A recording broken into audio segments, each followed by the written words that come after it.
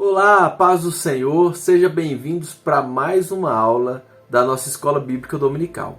Esse trimestre as nossas lições são baseadas na carta de Paulo aos irmãos da cidade de Éfeso. Nós começamos estudando a riqueza de salvação, o plano que Deus elabora para que nós pudéssemos reaproximar dele, um plano elaborado antes da fundação do mundo. E um plano que o próprio Filho de Deus vem para morrer no nosso lugar. E dessa forma somos alcançados a partir do mérito de Cristo, por meio da graça de Deus, do favor imerecido. Na lição anterior, o apóstolo Paulo faz algumas recomendações a esses irmãos da cidade de Éfeso.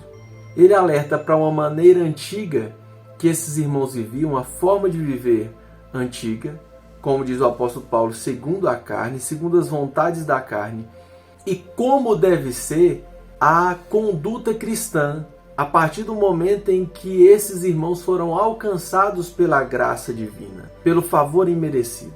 E a lição de hoje vai falar como o cristão pode alcançar essa nova forma de viver a partir de uma plenitude de vida que só pode ser proporcionada através do Espírito Santo, que é o Espírito Santo que foi enviado por Jesus Cristo para ser o nosso ajudador, o Paráclito, que algumas traduções dizem o Consolador, mas é o ajudador. A função dele não é só consolar, é nos direcionar para alcançarmos a forma plena que Cristo espera que nós alcancemos como seus seguidores, olhando os passos de Jesus. Então o título da nossa lição, a lição de número 11, é A Plenitude do Espírito Santo.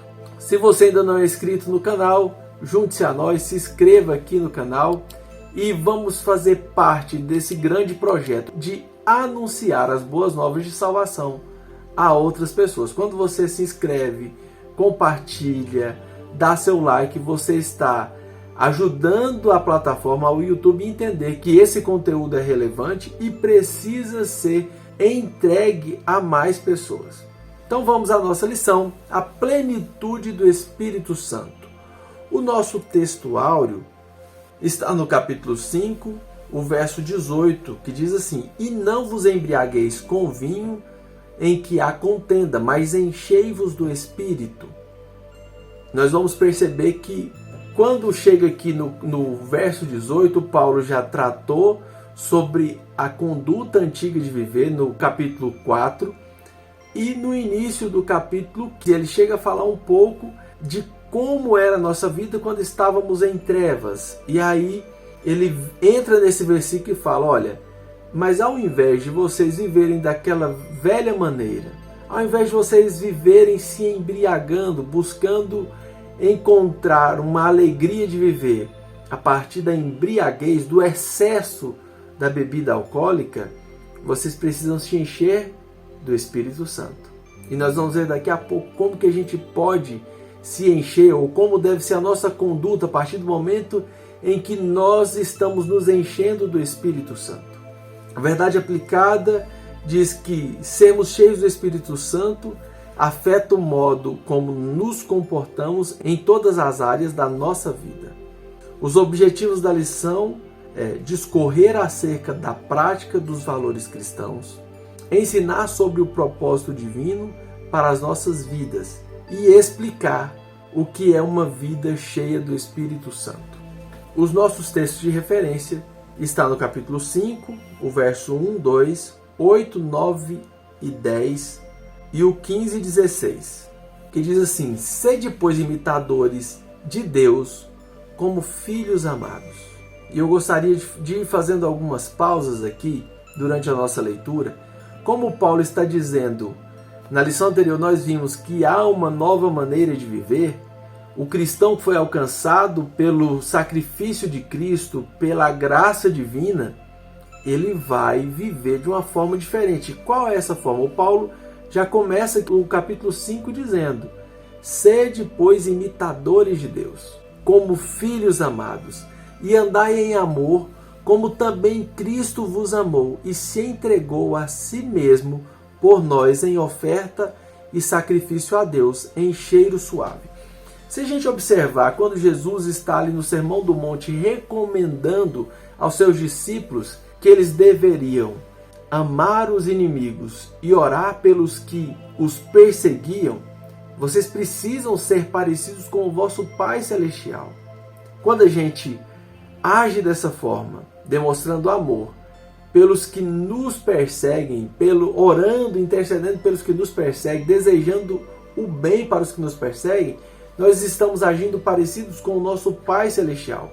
Então, quando ele fala aqui de imitar a Deus como filhos amados, o imitar a Deus está intrinsecamente relacionado ao amor, porque nós fomos alcançados por esse amor. Nós éramos inimigos de Deus e fomos alcançados por esse amor. Jesus chega a dizer que os mesmos benefícios que Deus envia para o justo, ele envia para o injusto, que é sol e chuva. Sol e chuva é tudo o que o ser humano precisa para arar a terra, preparar a terra, e esses ciclos naturais vai fazer com que a semente prospere, tanto a do justo quanto a do injusto. Deus dá as mesmas condições para esses dois indivíduos, o justo e o injusto. Então, quando Paulo diz que nós precisamos imitar a Deus como filhos amados, ele já diz a sequência: andando em amor, e andai em amor, como também Cristo amou e se entregou a si mesmo por nós. Então essa é a atitude de quem foi transformado, andar em amor, ser capaz de dar a vida em favor do outro, inclusive de quem é inimigo declarado, porque Cristo fez isso por nós quando nós éramos inimigos de Deus. Dessa forma estaremos sendo imitadores de Deus, como filhos amados. Verso 8: porque noutro tempo erais trevas, mas agora sois luz no Senhor. Andai como filhos da luz. Se antes éramos trevas e agora somos luz, nós precisamos andar de acordo com o que de fato somos. Precisamos viver de forma diferente, porque o fruto do Espírito está em toda bondade, justiça e verdade. Essas coisas devem fazer parte da vida do cristão: bondade, justiça e verdade, aprovando o que é agradável ao Senhor.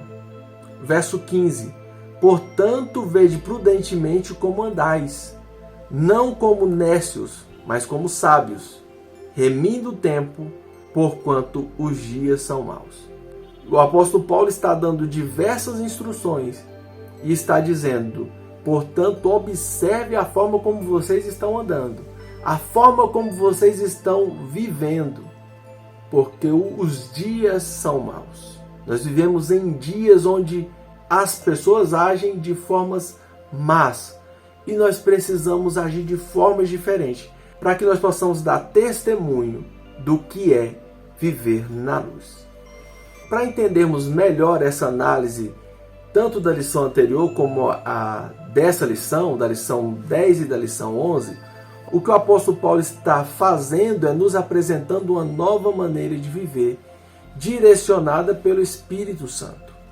Nessa forma está a verdade. Nós precisamos viver na verdade em contraposição à mentira. Antes, quando andávamos em trevas, vivíamos na mentira. Agora nós precisamos viver na verdade. Na forma antiga de viver, era normal roubar. Roubar era o natural. Na nova forma de viver, quem foi alcançado e vive direcionado pelo Espírito, vive de forma honesta, trabalhando honestamente. E há um detalhe aqui, que muita gente acha que o oposto de roubar é não roubar. Quando Paulo utiliza ali, ele fala: olha, aquele que roubava não rouba mais.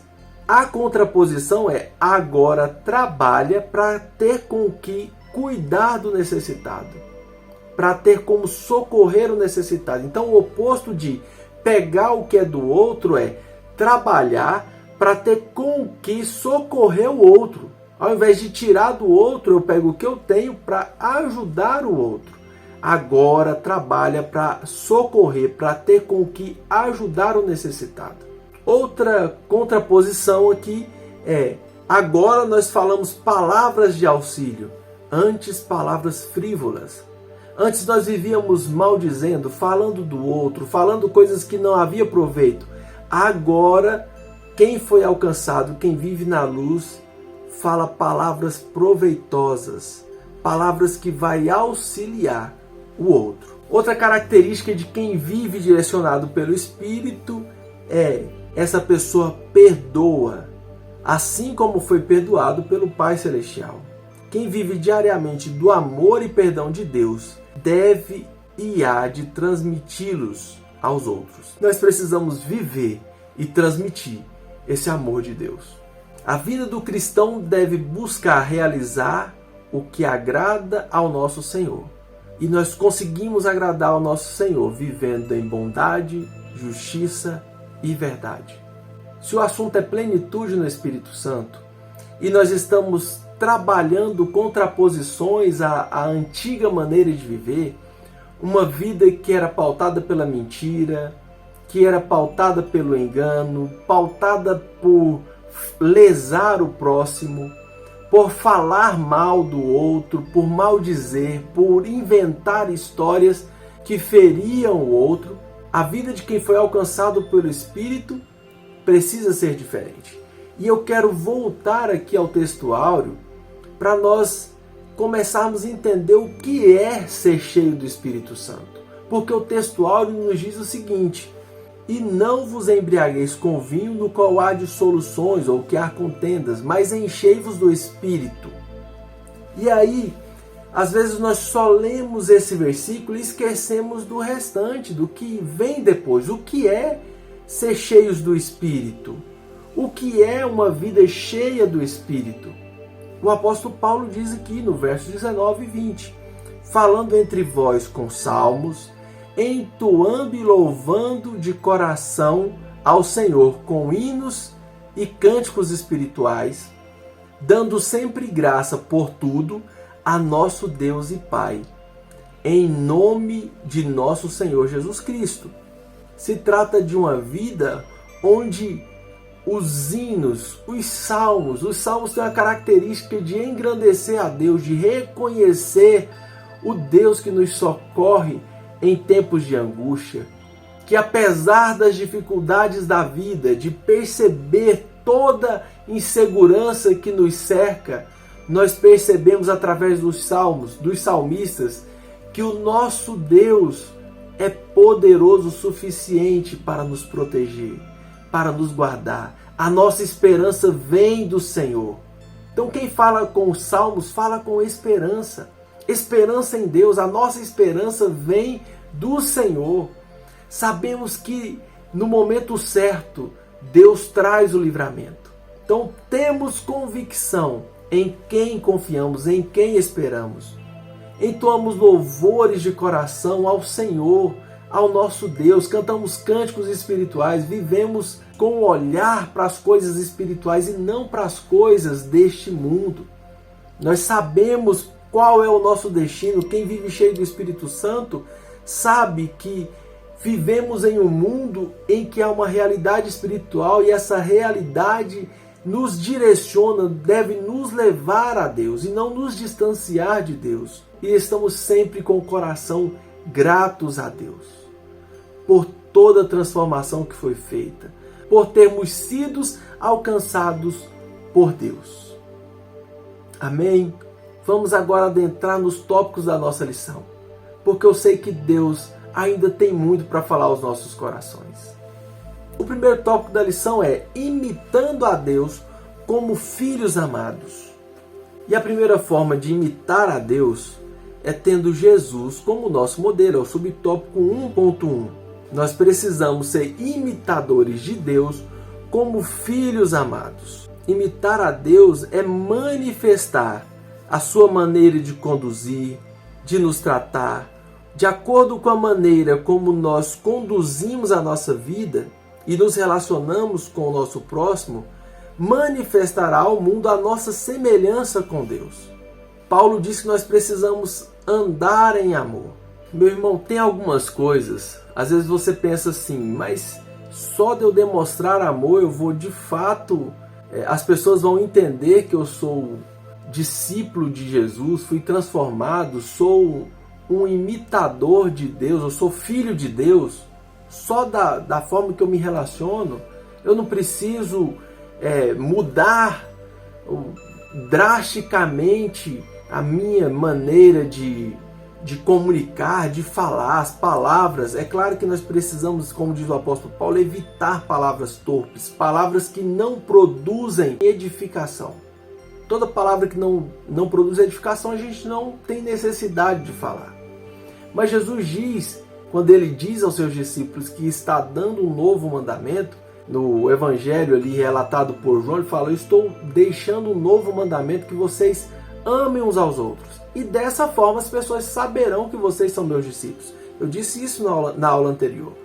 Então, as pessoas, de acordo como nós as tratamos, de acordo como nós convivemos, nos relacionamos, quando nós agimos com bondade, justiça, verdade, quando nós tratamos as pessoas com esses princípios, as pessoas percebem que somos diferentes, porque só quem foi transformado pelo Espírito Santo consegue agir assim com as outras pessoas, que muitas vezes não merece ser tratada com bondade, que muitas vezes não merece ser tratada com amor.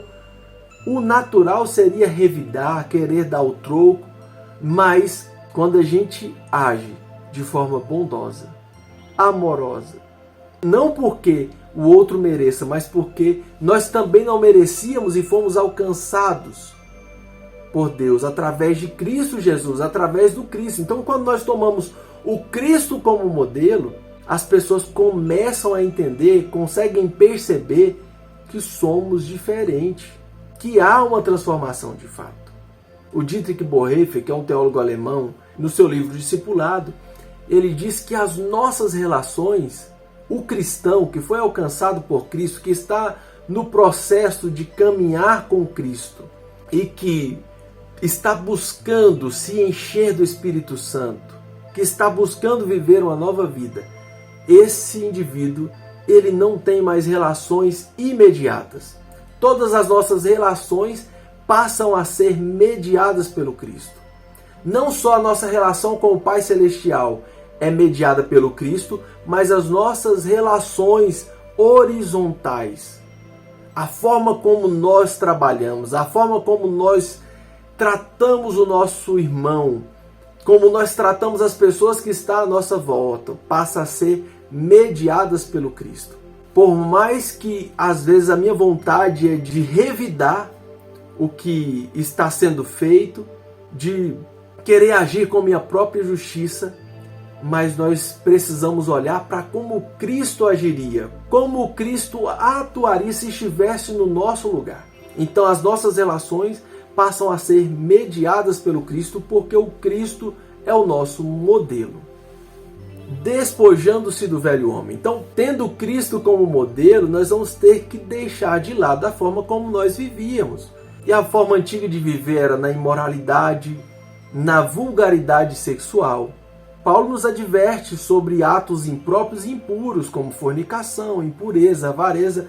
Inclusive o apóstolo Paulo diz que não só o ato de praticar essas coisas, mas até conversar sobre esses assuntos, que são conversas inadequadas e que não traz edificação.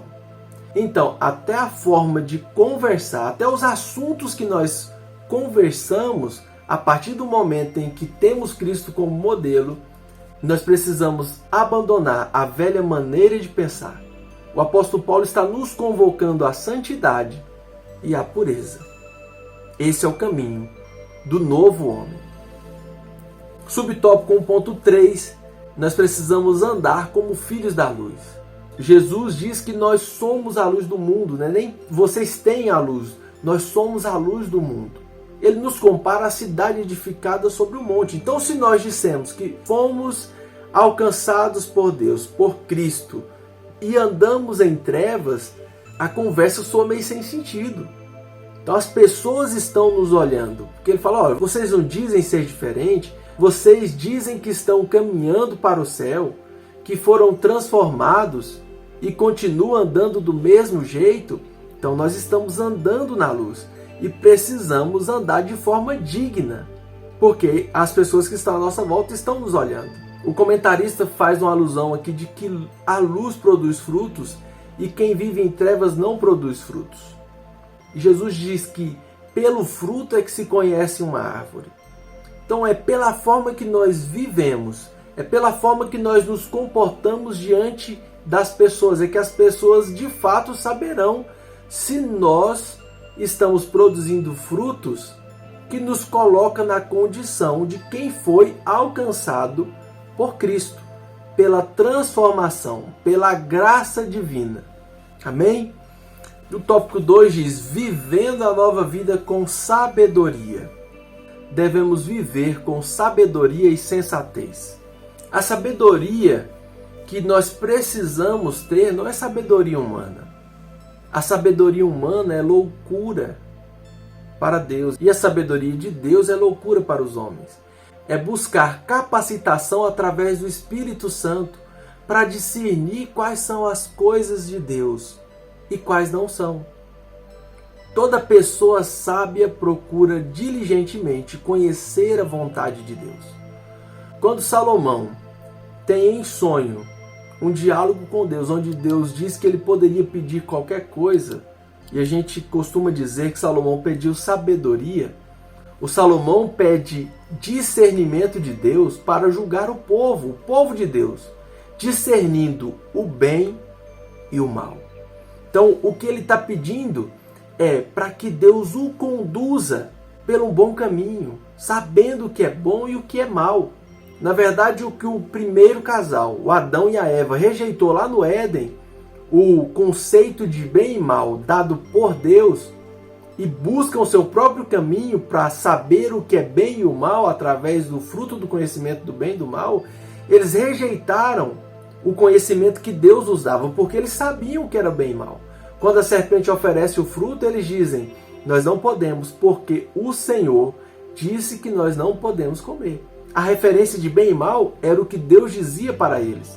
Quando comem o fruto, eles começam a trilhar o seu próprio caminho. Falar: a partir de agora é nós que decidimos o que queremos e o que não queremos. O que o Salomão pede é que Deus o direcione para decidir, para julgar o povo, decidindo a partir da vontade de Deus, do que era bem e o mal. Então, o que nós precisamos hoje é buscar em Deus direção do Espírito Santo de Deus, para que nós possamos saber qual que é a vontade de Deus, para que nós possamos discernir o propósito de Deus, a vontade de Deus, o que Deus tem para nós. Isso é sabedoria.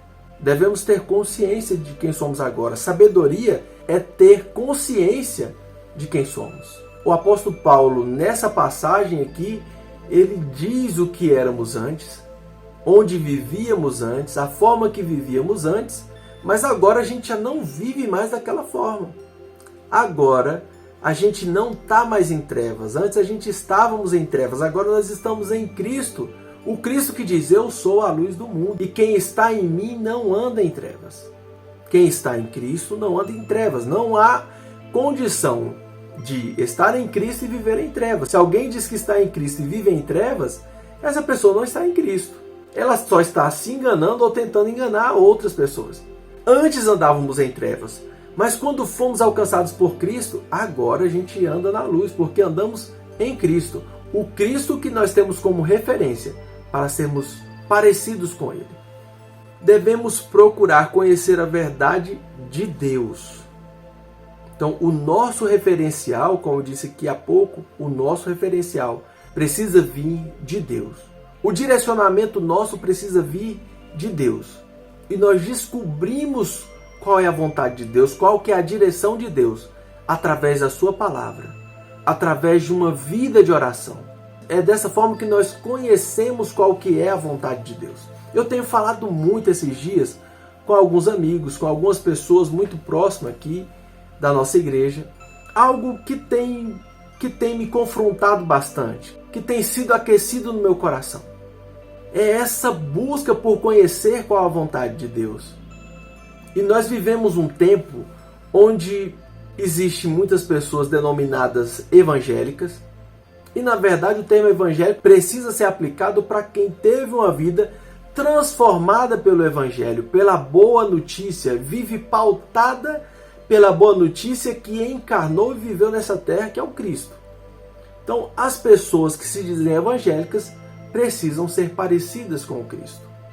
E em tempos onde muitas pessoas se denominam evangélicas, nós temos um índice alto de evangélicos no Brasil.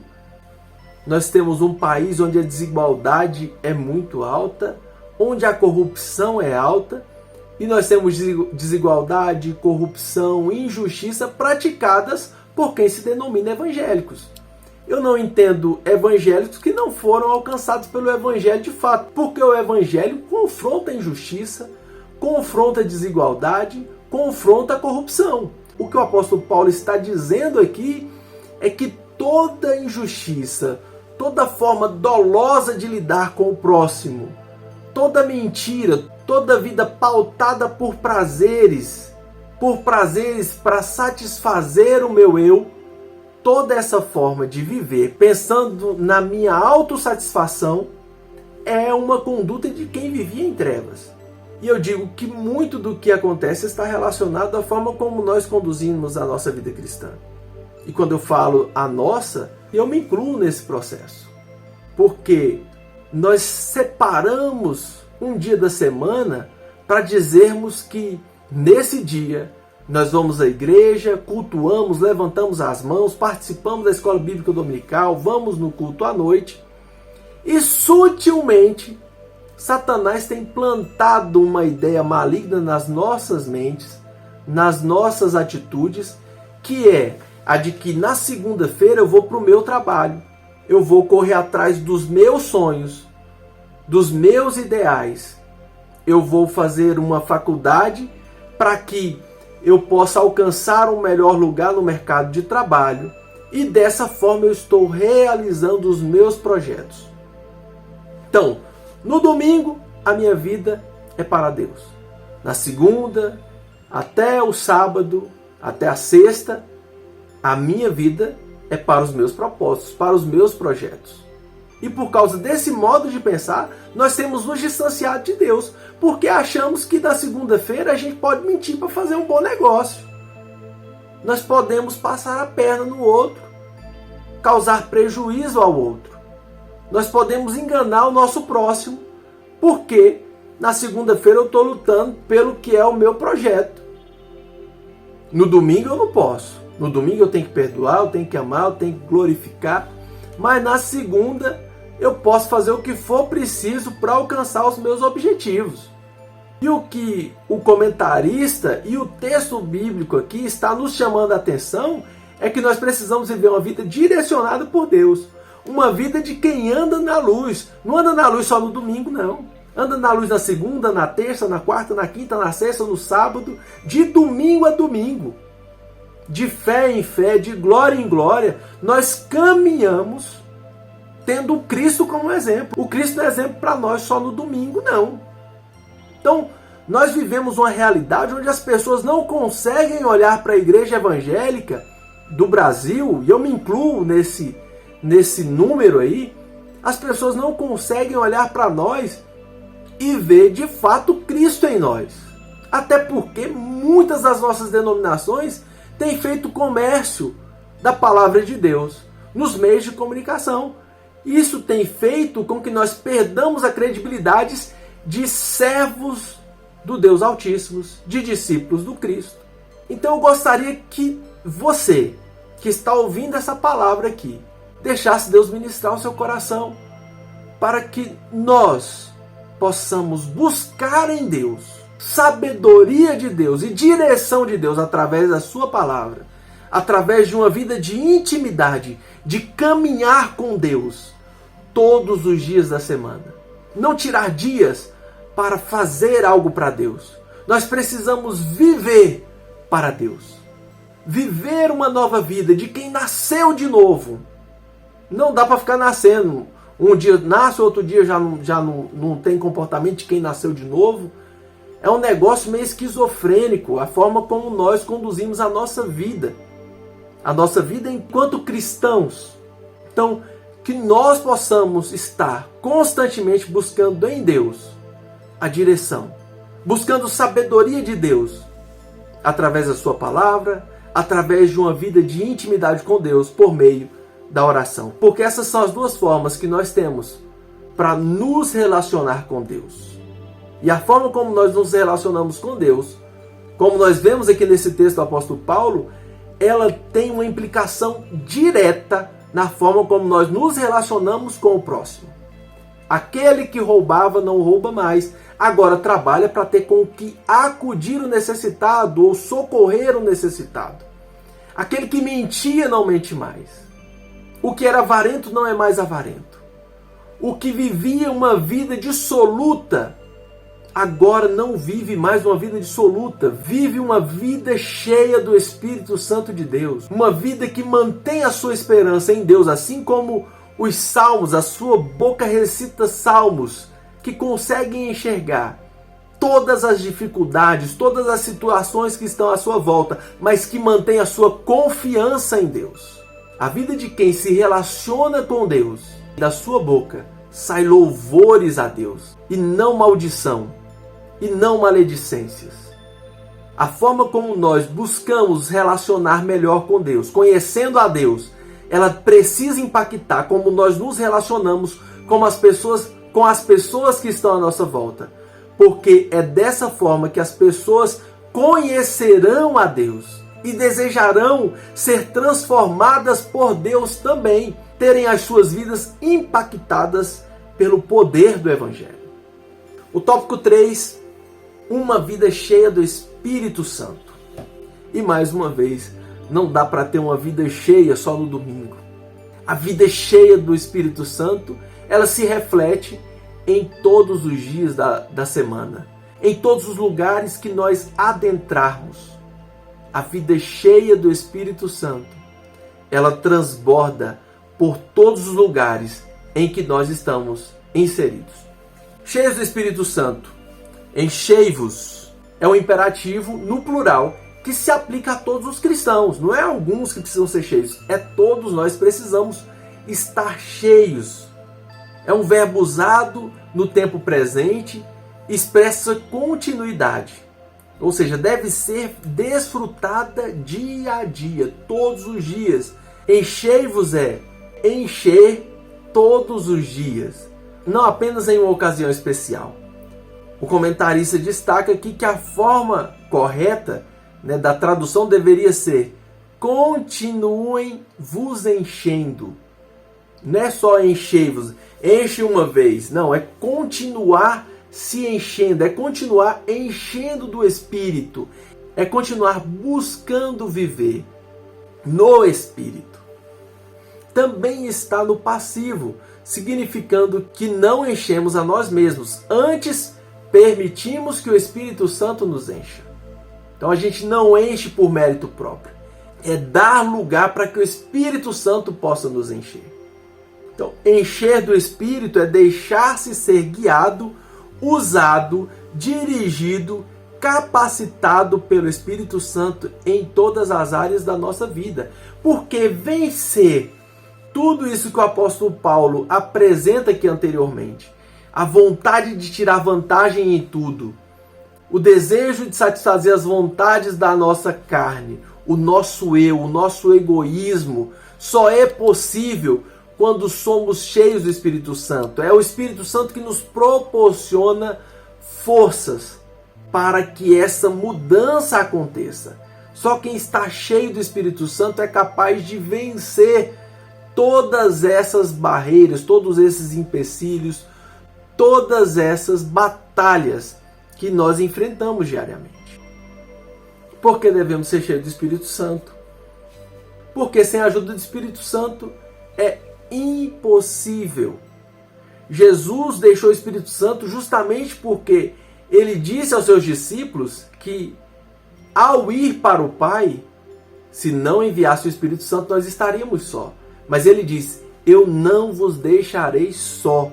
Porque ele sabia que sem ele, sem o Cristo, nós não teríamos chance alguma. Nós não teríamos chance alguma, nós estaríamos perdidos.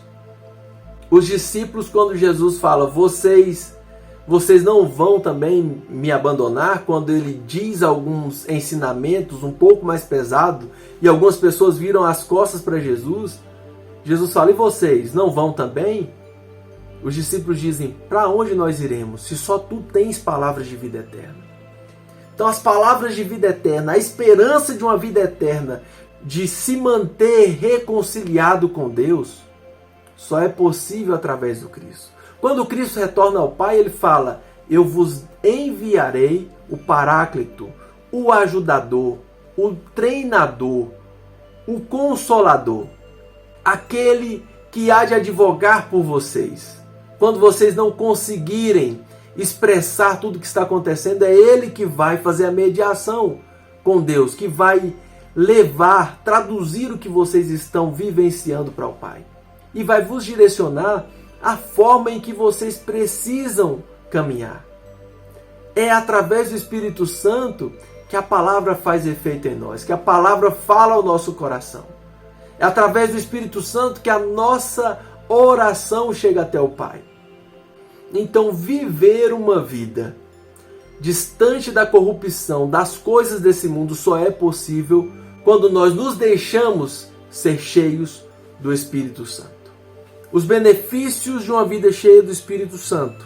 Quando o apóstolo Paulo diz que nós precisamos encher do Espírito Santo, falando uns aos outros com salmos, hinos, cânticos espirituais, essa forma de conversar uns com os outros é para enfatizar as maravilhas de Deus, expressando em formas de louvor nosso senso de gratidão por tudo que Ele nos concede em todas as circunstâncias da vida. A forma de se comunicar, quem foi cheio do Espírito Santo, faz com que as pessoas do mundo vejam as maravilhas de Deus através de nós, através da nossa vida. Porque em um ambiente onde as pessoas só maldizem, só dizem que está ruim, e as pessoas conseguem ver quem se comporta diferente, quem está sempre bendizendo a Deus, cantando salmos, hinos, falando das coisas de Deus. Essa atitude nossa faz com que as pessoas à nossa volta conheçam a Deus, conheçam os feitos de Deus. É através de nós que o reino de Deus é anunciado às pessoas que estão à nossa volta. Uma vida plena no Espírito Santo, além de me fazer caminhar com Deus, de me levar para perto de Deus, ela faz com que eu leve Deus para perto das pessoas com quem eu convivo. Faz com que eu leve Deus para as pessoas que estão à minha volta.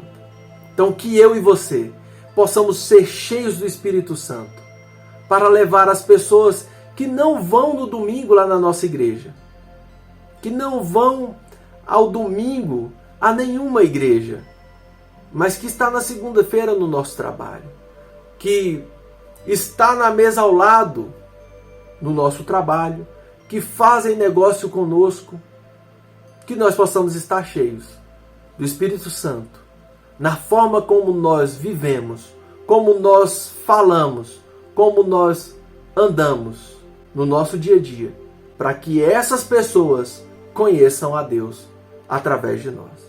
Que Deus abençoe você, que você tenha uma excelente semana e fiquem na paz. Um abraço.